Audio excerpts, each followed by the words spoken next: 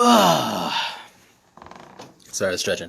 What's up? My name is Bobby Ridge. I'm a life extensionist, and I want to talk about death anxiety because death anxiety is not cool at all.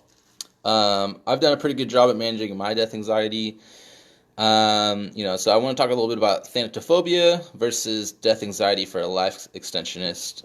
There's important differences. And there's lots of overlap. So death anxiety. So this is actually a well-known phenomenon in psychology. Um, they call it thanatophobia, and that's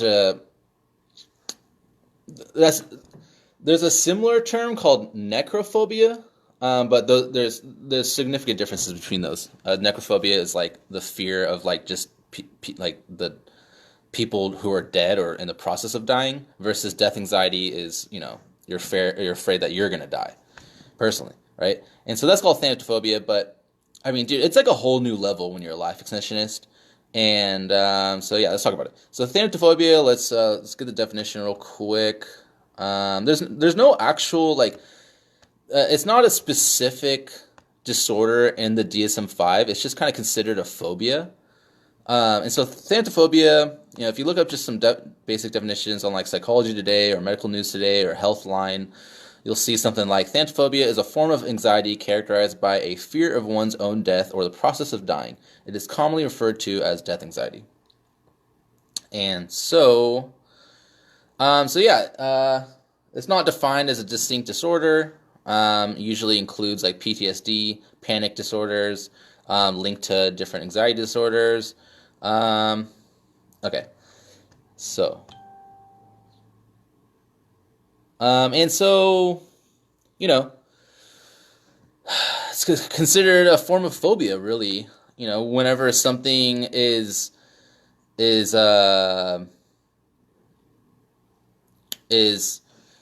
ruining some aspect of your life to where you can't go on, with the daily rituals that we all do, right? Like you can't get a job, and you can't, go out and go get food, and, all these things that prevent you from doing these things, and it's really preventing you, then you'll likely be diagnosed with some sort of phobia and be considered to have thanatophobia by some psychologist, right? According to the Diagnostic and Statistical Manual of Mental Disorders, DSM-5, a phobia is an anxiety disorder related to a specific object or situation. The fear of death is considered a phobia if the fear arises almost every time a person thinks about dying, persists for more than 6 months, gets in the way of everyday life or relationships, right? So, if that's happening to you and it's because of death, then, you probably have thanatophobia. Talk to some like therapist or something, right? And so, happens to a lot of people who have almost experienced death, especially early in life. It can happen. Death anxiety or thanatophobia can happen to people who are like on their deathbed, like in a hospital bed. Maybe they're dying of aging.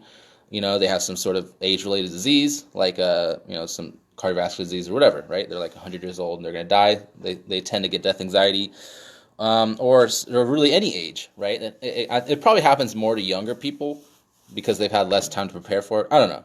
Who knows?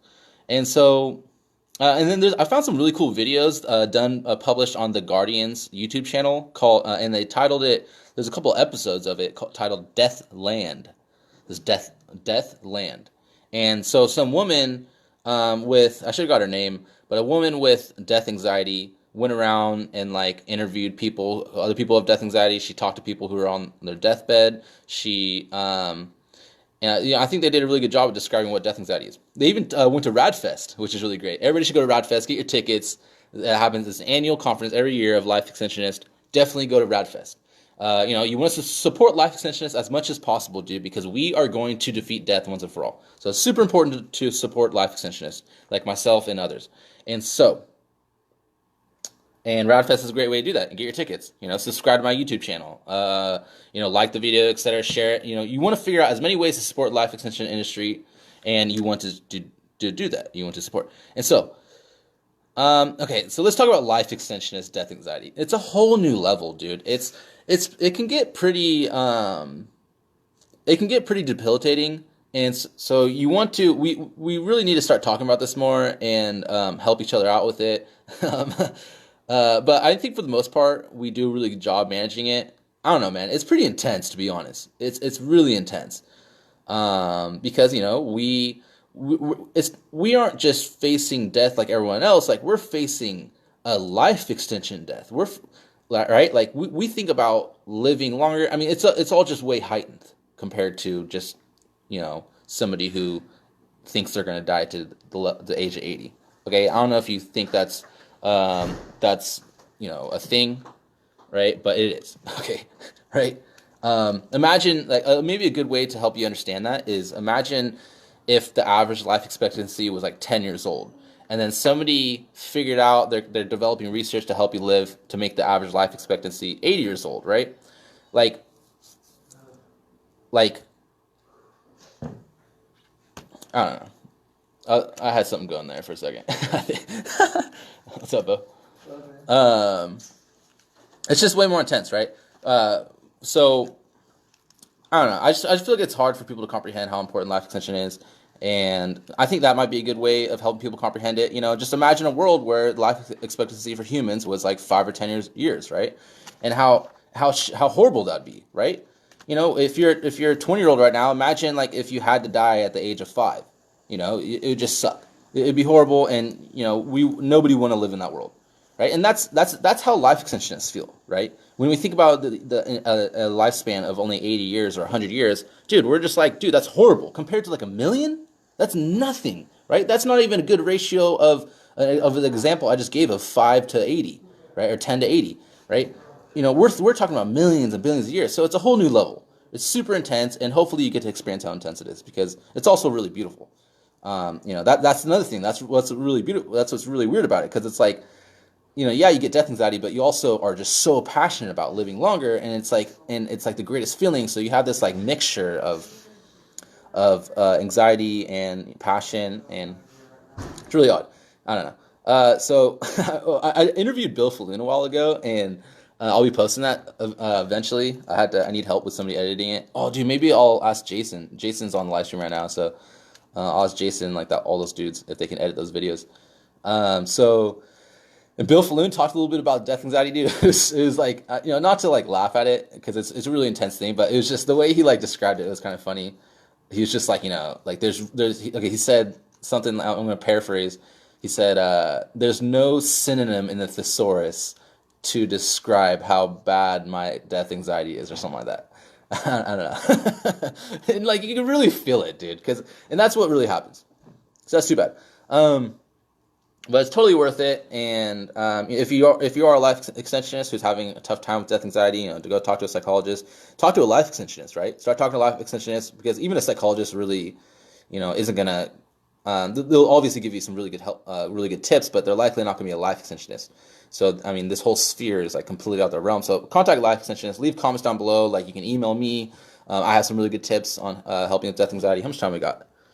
It's 8 minutes already. Okay, so the life extension vlog is pretty much over. I highly recommend psychologists start studying death anxiety even more than they already have. Right? It's already a pretty big area of research. Okay, if you look in scientific journals and psychology journals and stuff, it's a pretty big area of research, honestly. But we need to start studying it way more.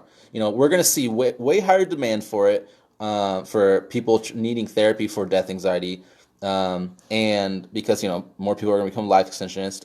I will personally be investing in a research team to work on developing research on death anxiety and therapies for that. Taking geroprotectors has completely helped me, right? Like it was getting a little too intense until I started taking geroprotectors, and then now I'm like all better. I can manage this way easier. And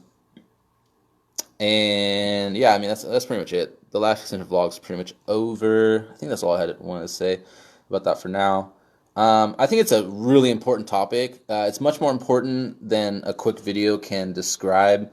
It would take me a little while to describe how truly important it is to do research on death anxiety. Super important, right? Because we want to learn why people really just the sociology of death, right? The psychology of death.